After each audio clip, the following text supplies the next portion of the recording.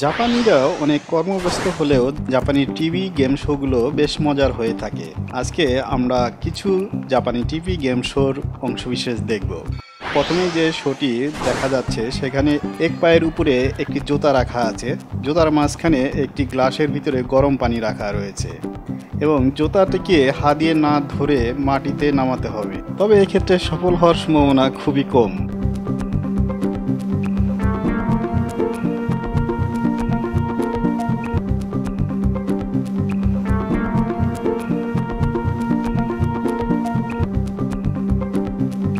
শেষ পর্যন্ত এই প্রতিযোগী তা পারলেন না।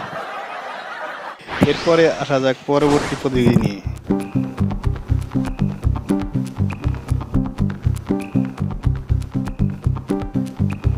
এই প্রতিযোগীর উপরে গরম পানি সম্পূর্ণরূপেই পড়ে গেছে।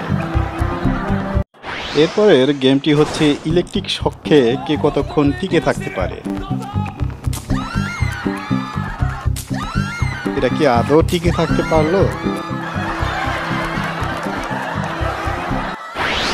এরপরের গেমটি বেশ মজার। মোট 4 জন থাকবে গেমটি খেলার জন্য। 3 জন একজনকে টেনে ধরবে পানিতে রাখা একটি বস্তুকে মুখ দিয়ে তোলার জন্য।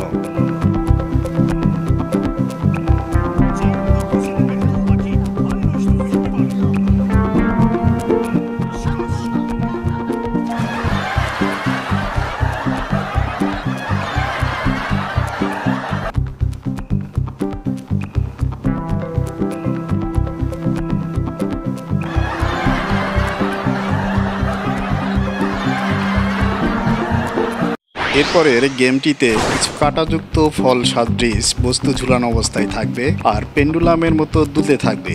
এর মাঝখান দিয়েই প্রতিযোগীকে এগিয়ে যেতে হবে এবং সেই প্রতিযোগীর চোখ কিন্তু বাঁধা অবস্থায় থাকবে।